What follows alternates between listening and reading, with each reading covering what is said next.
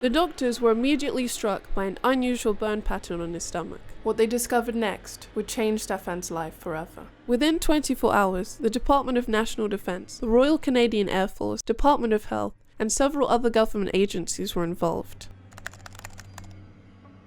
CBC News acclaimed the Falcon Lake incident as Canada's most documented UFO case, supported by official reports, physical artifacts, medical records, and even a government acknowledgement. But if you ever find yourself in this situation, don't do what Stefan did.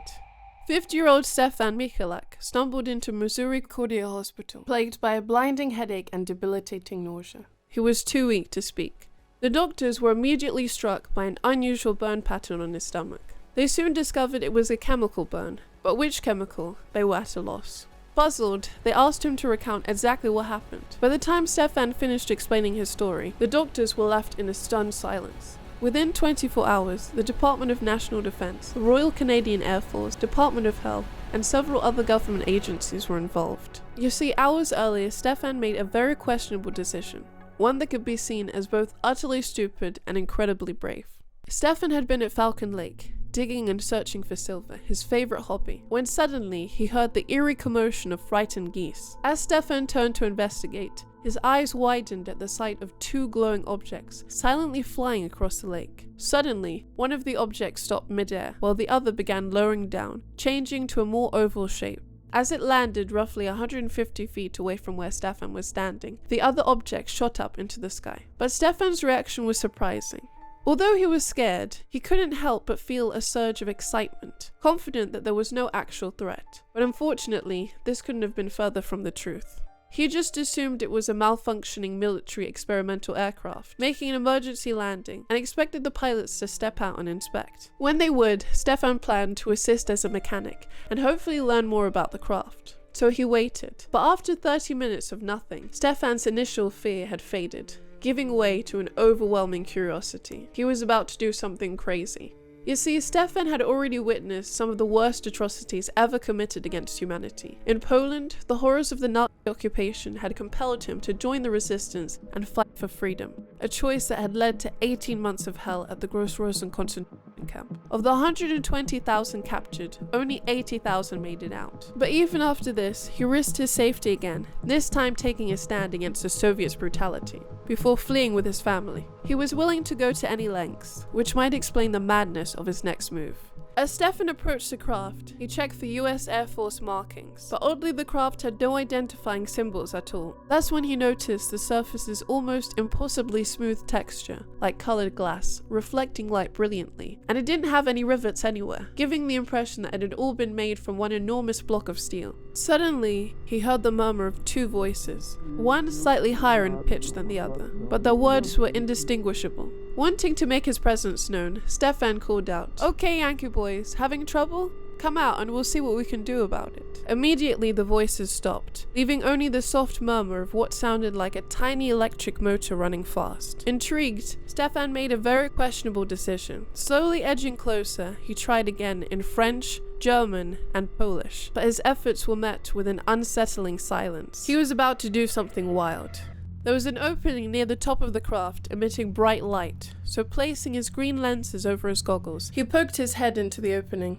Inside was a chaotic labyrinth of light, while flashing lights blinked randomly. As he stepped back, the craft showed its first sign of motion. The opening immediately snapped shut, as some sort of ventilation system, a small screen with circular holes, caught his eye. Disaster was about to strike. Without thinking, Stefan touched the hot craft. Instantly, his leather glove began to melt as he frantically ripped it off. But before he could recover, the craft spun, directing the vent straight at him. Suddenly, a powerful blast of gas hit him square in the chest, hurling him backwards as the craft shot up into the sky. He quickly tore off his burnt shirt and extinguished the flames, but his chest was already burnt. It was immediately clear something was terribly wrong. His head throbbed, his mouth felt hot and dry, and he began vomiting excessively. Michael was transferred to the Mayo Clinic, a specialized facility in Minnesota. There he underwent a comprehensive physical and psychological evaluation, which showed no signs of delusions or hallucinations. In fact, the psychiatrist found Michalak unlikely to fabricate such a story.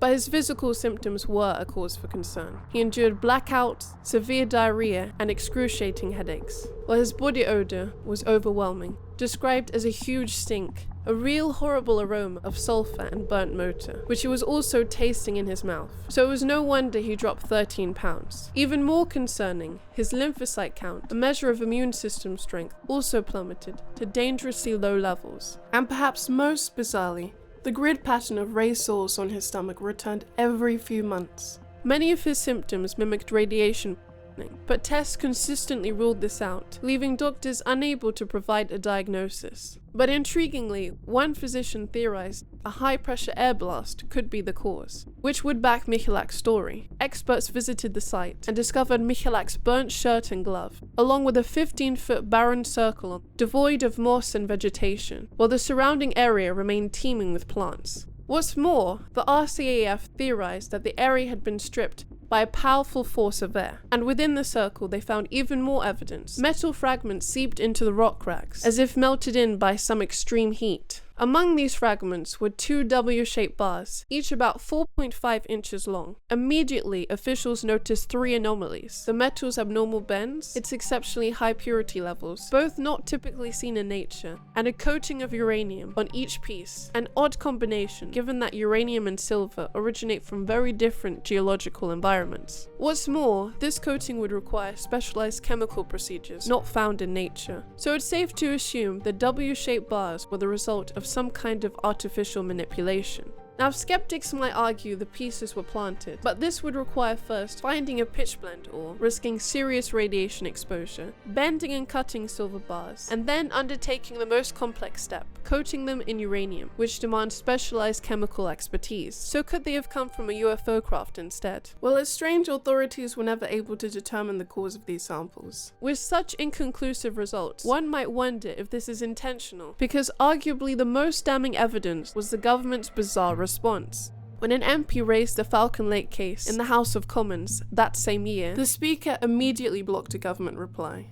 Then, months later, when others tried again, Defense Minister Leo Cadot declared the report classified. It was not until 2 years later that an MP was granted access to the file, only to find several pages missing. It was claimed that releasing the entire file could harm public interest and set a dangerous precedent for governance. But if that wasn't crazy enough, the US Air Force classified the incident as unknown in the Dawn Report, an Air Force-funded UFO scientific study. Normally, as seen with Roswell and other famous sightings, the government just flat out rejects these. But with Falcon Lake, the report admitted that if Michalak's UFO encounter were physically real, it would show the existence of alien flying vehicles in our environment. Rather than dismissing Michalak's story, the federal government chose silence. Are they sitting on irrefutable proof? Or are they aware something paranormal happened but can't explain it? This next senior is just as unfortunate. Something very strange is happening in this man's left lung. However, neither doctors nor anyone else could have predicted the true culprit, a highly unusual object wreaking havoc on his insides. 75-year-old retired school teacher Ron Sweden from Brewster, Massachusetts, had been short of breath for several months, until suddenly, one day, his body started undergoing a disturbing transformation.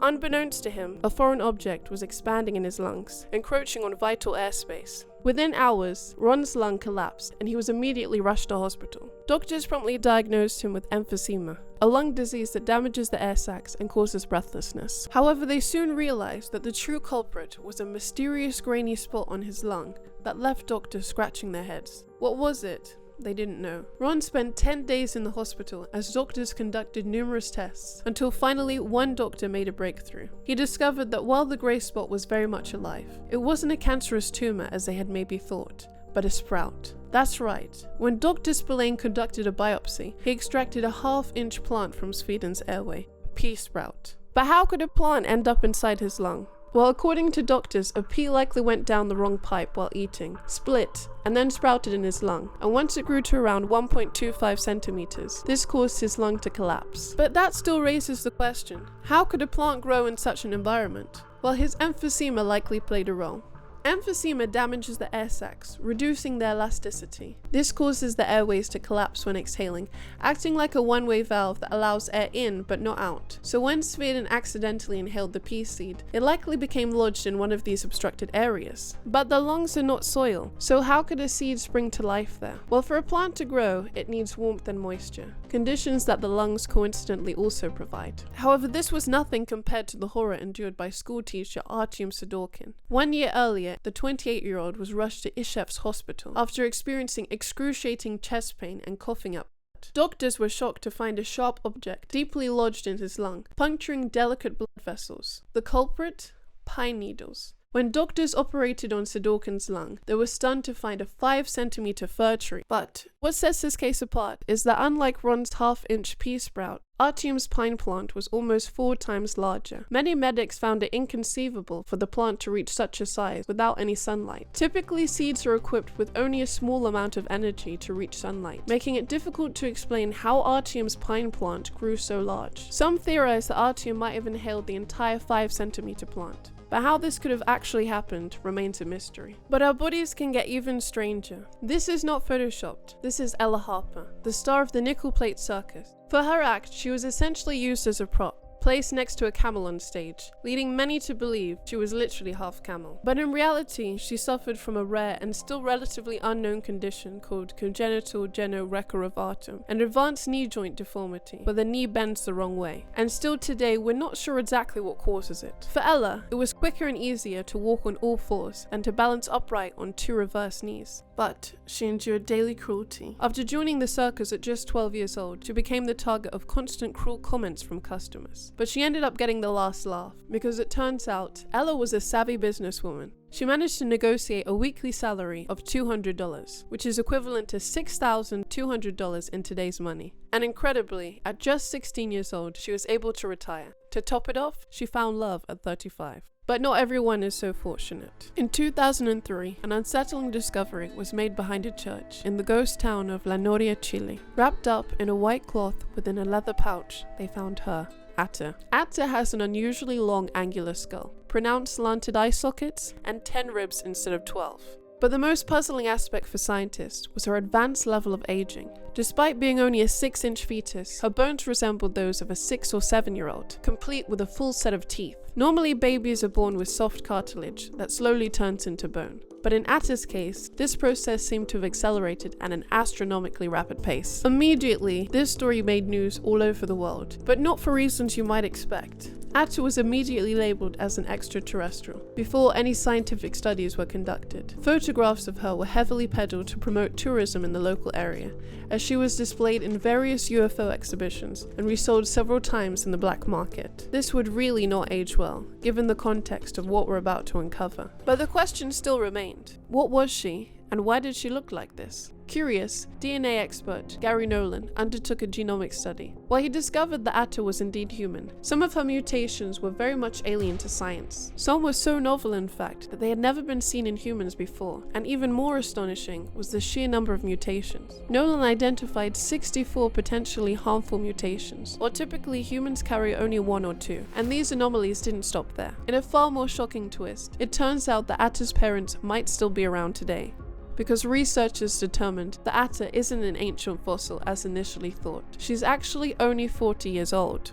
But how is this possible? Well, the answer is hinted partly in her name, the driest place on Earth, Atta. Atacama Desert. This desert is so dry that it prevents most bacterial growth, while the salty atmosphere aids tissue preservation, creating the perfect conditions for spontaneous mummification. I just hope her parents never saw those awful alien headlines. On July 13, 1980, the unthinkable happened, as 500 children from local marching bands gathered in Kirkby and Ashfield to compete at the Hollandwell show. Anticipation filled the air. Little did they know, their anxiety would soon be redirected towards something entirely different and far more terrifying. Because shortly after 10:30 a.m., children started dropping like flies. Suddenly, the giggles and shrieks fell silent, as the crowd struggled to comprehend what was happening. Vomiting erupted among the children. Some endured stinging red eyes, while others tasted metal. Next came trouble breathing, and then the falling started. Kids were catching their falling friends, only to then collapse themselves. Even more alarmingly, it seemed this was not the first incident of its kind.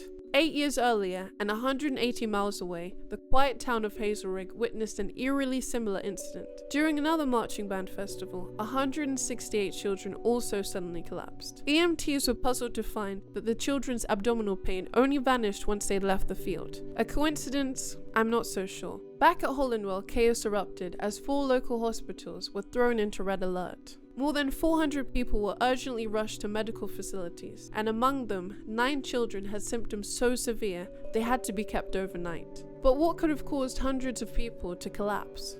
Food poisoning seemed the obvious answer at first, but extensive testing found no impurities in the food or water. What's more, the children had all eaten different meals, some catered by coaches, others brought from home. But what if I told you the whole catastrophe could have been caused by a whisper? Soon, another theory arose: MSI, mass sociogenic illness, a bizarre phenomenon where groups of people, especially from close-knit communities, all suddenly develop identical symptoms from seemingly nowhere. In other words, the symptoms are real, but they're triggered by psychological factors rather than physical ones. Symptoms can be headaches, nausea, abdominal pain, a burning throat, and difficulty breathing. But how could an entire group of healthy children be struck down by a disease that wasn't even real? Many of the children were tired. They had traveled far in the early hours of the day, mixed in the adrenaline for a competition they took very seriously, added to the fact they were young and more susceptible to suggestion. It created the perfect storm for an outbreak. The intense fear from witnessing the chaos likely triggered some children to mimic symptoms, and soon this became the authorities' official explanation. But many locals were deeply suspicious. While mass hysteria could explain many cases, it couldn't account for them all. How could Margaret Palethorpe's 3-month-old baby possibly understand or internalize these kinds of fears and beliefs? Yet the baby collapsed in her pram and was even covered in blisters. And how could MSI cause symptoms hours later, long after people had separated and physically left the premises, like Claire Brown, who began frothing at the mouth 2 hours after leaving the event? She was hospitalized for 2 days and then discharged without an explanation. To add to the mystery, Claire's mother even received a home visit from the council, where they interviewed her and then bizarrely never followed up.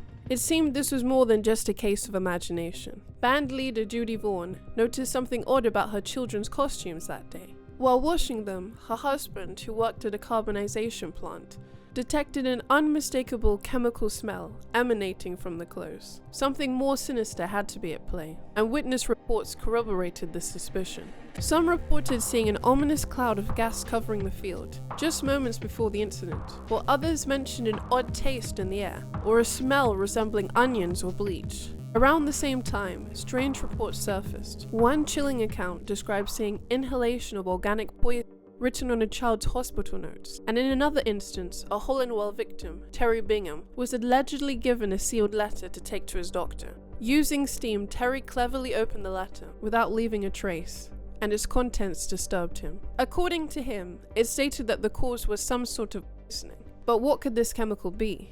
Well, in 2022, 42 years later, an alarming theory came to light, one that had been buried within the report all along. Forensic science course leader at Nottingham Trent University was approached by the BBC for a fresh perspective. One detail he couldn't ignore was the over-liberal use of bleaching powder and disinfectant fluid. Remember when people mentioned an ominous gas cloud and the smell of bleach? Well, when you mix toilet cleaners, it can easily produce chlorine gas, which was used in World War I. What's more, there are reports of a strong chlorine and ammonia odor coming from the toilet block, which was only 20 yards from where the children had been standing. On top of that, chlorine gas can cause skin blisters, a strange taste, and foaming at the mouth, all symptoms that mass sociogenic illness couldn't explain. Despite this, the theory was rejected by authorities. Mass hysteria remains the official explanation, but the stakes can rise dramatically. Strange occurrences are being reported in national parks across America, like the case of 20-year-old Christopher Tompkins. In 2002, he was working with the 4-man crew in the remote area of Harris County, measuring land features. The team moved in a single file, each member spaced about 50 feet apart, with Christopher at the back. At around 1:30 p.m, the third man in line glanced back to check on Christopher. Nothing seemed out of the ordinary, but when he looked back just a few minutes later, Christopher had disappeared. No sounds, no signs of struggle, he was just gone. The crew retraced their steps, hoping to find that Christopher had simply just stepped off the trail. But what they discovered was chilling. Scattered on the ground were 12 cents in loose change, Christopher work tools from his pockets, and a boot snagged on the barbed wire fence lining the road. Despite an extensive search, the only other trace of Christopher ever found was his second boot, found 900 yards away. But the plot thickens. Upon further inspection, the scattered tools and coins from his pockets possibly suggested a more sinister theory. It's as if Christopher had lifted off the ground, turned upside down, and then been carried away. Quite disturbingly, this isn't an isolated incident. Thousands of people have disappeared under similarly bizarre circumstances, often vanishing without a trace, even when they're in plain sight. The missing are sometimes found in improbable locations, places they couldn't have possibly reached on their own, or areas that had already been thoroughly searched. David Paulides, a former police detective, began investigating these strange patterns after 2 rangers shared multiple accounts of hikers just vanishing. These encounters disturbed Paulides so much that he began his own research over a decade-long investigation into literally thousands of unexplained disappearances. Side note, I'd recommend the Missing 411 book series, where he breaks these cases down. I'm not sponsored, by the way. But one investigation that really stuck with me was the case of Haley Zager. On April 29th, 2001, desperate cries echoed through the woods. Somewhere in the upper Buffalo wilderness, one of the most remote areas of Arkansas, a 6-year-old child was missing. But the most unnerving aspect of her story wasn't that she was lost, it was that they would soon discover she wasn't alone out there. Hours earlier, they'd all set off on a seemingly normal hike, when Haley, captivated by a waterfall just off of the trail, begged her grandparents to go see it. The only way down, however, was by climbing a tree and descending a steep cliff, which was far too dangerous. When they refused, Haley threw a tantrum, and her frustrated grandparents decided to continue walking, leaving her to trail behind. As they glanced back repeatedly, they saw Haley sulking and slowing down, until suddenly they looked back, and she was gone. At first they assumed she was hiding behind a tree, but to their horror, they couldn't find her. For the next 90 agonizing minutes, they ran up and down the trail screaming her name. What followed was the largest search and rescue mission in Arkansas's history. Hundreds of searchers, several dog teams, and helicopters scoured the area. Firefighters and the National Guard joined the effort as well. But after 2 days, progress was non-existent. The only clue came from a dog team that tracked Haley's scent to a nearby road, where it suddenly stopped, which suggested a chilling possibility. Haley might have been picked up by a passing motorist. Then, 51 hours into the ordeal, 2 searchers made a startling discovery. William Jeffer Lyons and Lytle James were local men who knew the woods extremely well. They were initially turned away by official searchers, but suspecting that the teams were looking in the wrong direction, they ventured out on their own. And 2 miles from where Haley Zager had vanished, they spotted someone sitting by a stream. It was Haley Zager. Astonishingly, aside from a few scratches on her arm and face, she seemed remarkably unharmed. But the details Haley was about to reveal was unlike anything the police had ever encountered before. Haley was following her grandparents when she glanced down for a second, but by the time she looked up again, they were gone. Soon panic rose in her chest, as all that surrounded her was a thick curtain of trees. She was no longer on the trail. Scared, Haley didn't stop to look around. Instead, she chose a direction and kept walking, hoping to find the trail again, but she never would. She managed to reach a river on the first day, and as night fell, she slept on a large rock by the water. The next morning she found a cave, where she spent the night there before being found. Immediately, one detail stood out to police. If she had slept by the river on that first night, how had helicopters equipped with thermal imaging failed to detect her, especially in such an open area like the riverside? But no one was prepared for what Haley said next. That's where Alicia told me to stay. Alicia? Yeah, my imaginary friend. But things were about to get even more unusual. One aspect that puzzled the police was how a 6-year-old managed to safely climb down the treacherous bluff. There was only one trail down, and finding it off path was near impossible. Yet Haley insisted Alicia had guided her down, standing in front to ensure she didn't fall, and that she'd also been the one that led them to the river. One aspect that really stands out to me is Alicia's vivid detail, despite never having experienced an imaginary friend before. Haley describes Alicia as a cheerful 4-year-old girl, with black hair and brown eyes, who enjoys telling jokes and singing. And it was this upbeat attitude that provided Haley with much needed comfort in such a terrifying situation. The police were skeptical, thinking this was purely a coping mechanism. But an uncanny connection was soon made after newspapers reported on Haley's little friend. You see, 23 years earlier, in exactly the same spot, another little girl had gone missing. She was also 4 years old, with black hair and brown eyes. But notably, her name was Alana, not Alicia. Some believe Alana's spirit might have helped her during those 51 hours. Haley, who's now 30, posted a video where she talks more about how Alicia appeared to her and what Alicia looks like, which you can watch here.